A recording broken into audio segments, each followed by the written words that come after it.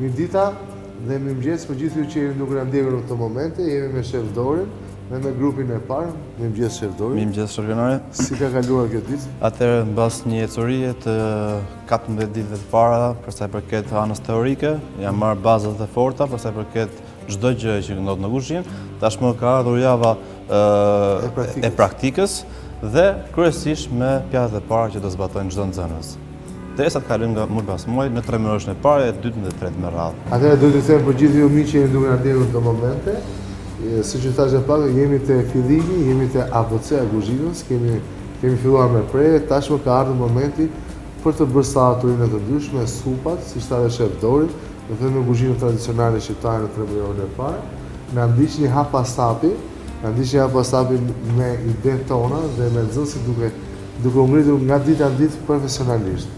Prandaj qëndroni në shoqërinë tonë. Atëherë Shef Dori. Shërgjonare, faleminderit. Sot kemi përzgjedhur një pjatë që quhet ndryshe një sallatë, le të themi pak e thjeshtë në vetvete, por duke zgjedhur disa përbërës, le të bëhet pak më ndërlikuar, pak më e moderuar.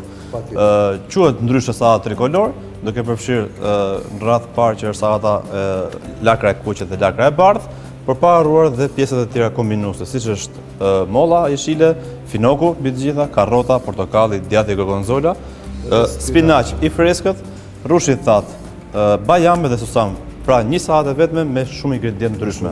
Edhe shumë tepër ushqyeshëm nga frutat e faqe. Absolutisht po, është një pjesë goxha e theksuar sepse gjatë orës teorisë ne kemi përmendur dhe vlerat ushqyese se vlerat e vitaminat që kemi marrë nga frutat e ndryshme ose nga perimet. Atë desha të thoshë teleshikuesve tan, pasi Shef Dori do bëj mostrën dhe të gjithë hapasapin do ta bëjmë të sallatë vetë. Kjo është ajo që na dallon, pasi çdo gjë e kemi me praktikë individuale. Ne bëjmë mostrën dhe të gjithë ata e bëjnë vetë dhe e shijojnë. Pa harruar duhet theksuar edhe fakti që më pas do ta provojmë të gjithë vetë duke kapur gabimet ose cilësitë e forta që mund të kemë pasur si individ. Patjetër. Atëherë fillojmë. Pa harruar që duhet përgatisim në radhë parë një vinegret. Një vinegret, siç e kemi thënë gjatë orës teorisë, shërben dhe le të themi është shumë e nevojshme, pasi një sallatë do të ketë një marinim të detajuar. Po, patjetër. E veçantë. Absolutisht po. Duke marrë parasysh se si është, le të themi, ngamatura e saktë, duhet të jemi gjithmonë me 3 masa vajte dhe 1 masë acid.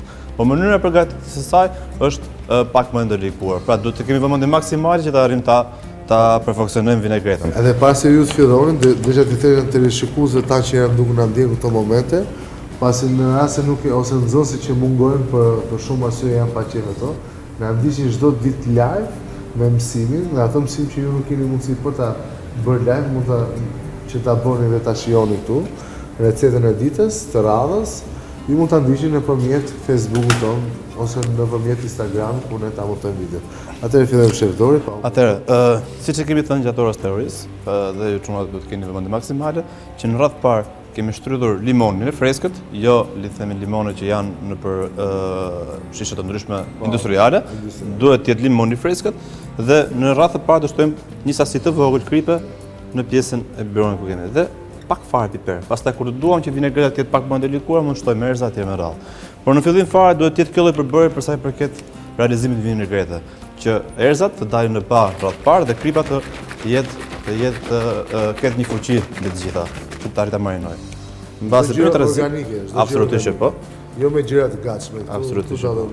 Do shtojmë me sy të lirë, le të themi, nga një masë acid 3 masa vaj, duke përftuar dhe kështu një vinegret sa më të saktë dhe cilësore.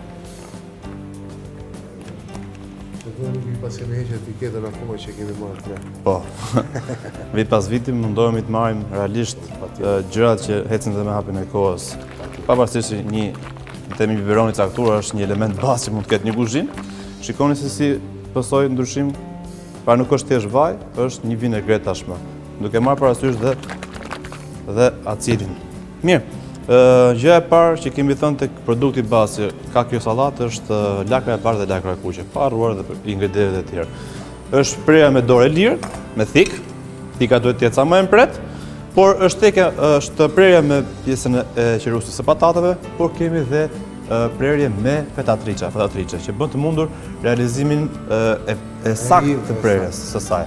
Sepse shumë e rëndësishme të gjitha të jenë produktet uniforme. Ne do të themi që do t'ja shpjegojmë edhe teleshikuesve dhe nxënësve Ne do ta bëjmë sa më artizanale. Sa më artizanale, po pa harruar dhe mënyrën e saktë që duhet marrë kjo lloj prerje.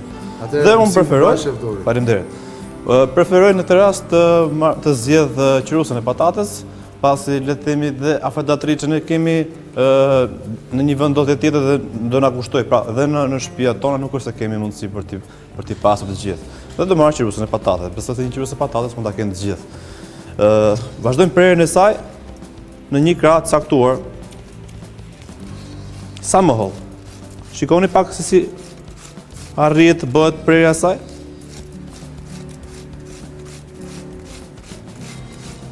Me këtë mënyrë do bëjmë dhe me lagën e kuqe. Por nxënësit do përdorin sallatën që kanë prerë gjatë javës duke u marrë me prerje të ndryshme, sikurse kemi pasur si ingredient caktuar dhe këtë tjetër. Kemi pasur çuna? Patatën, karrotën, qepën, selinon, specat, siç e keni parë dhe nëpër live ndryshme ose fotografitë që janë hedhur në Instagram ose Facebook. Shikoni çfarë lloj prerje është bërë? Pra, imagjinoni sikur në këtë rast do jetë ose thika ose pajisja e afedatriçes, që do arrijë një nivel më maksimal të prerjes. Atëherë do bëjmë thjesht një porcion, nuk do na duhet një sasi e madhe, pasi nuk e kemi nevojë për aq shumë. Dhe siç tham gjatë teorisë ditës së djeshme do duhet një marinim i lehtë midis lagrës së bardhë, lagrës së kuqe, karrotës dhe pak sasi e spinaqit. Për sa i përket prerjes në rende, është sipas dëshirës, por preferohet të jetë sa më holl, që dhe konsumi të jetë pak më i thjeshtë. Dhe zgjedh pjesën e krahut të rendës. Prandaj quhet ndryshe sallatë trikolor, sepse në vetvete ka shumë ngjyra.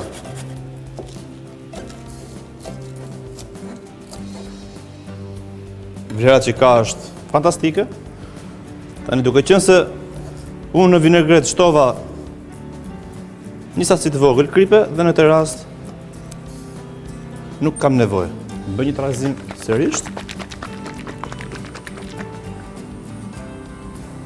Shikoni si është krijuar masa kremoze? Nuk do të dua më shumë, sepse fillojmë të dëmtojmë atë. Dhe lë diku veç. Duke marinuar lehtë, siç thash, lehtë fare, sa më lehtë. Të lutem, më ndihmo pak me pjatën poshtë, pjatën e bardhë. Faleminderit. Dhe vendosja e saj, tashmë duhet të jetë kujdes, pasi jo vetëm në të sallatë, por në shumicën e sallatave duhet të jetë e vendosur në atë lloj mënyre që as mos ta dëmtojmë sallatën mbi të gjitha, por edhe pjatën mos ta bëjmë pis, pasi një klient nuk do të shihen. Mbi të gjitha do dhe çfarë tjetër? Dekorin, higjienën e pjatës, mos të jetë e pisët. Ja, në këtë mënyrë të gjejmë qendrën e saj, që më pas ta realizojmë duke përfunduar me ingredientet e tjerë. Shikoni sa e paraqitshme është, sa e bukur është. Pra, respekti që keni krijuar mbi produktin, sjell një pjatë të tillë.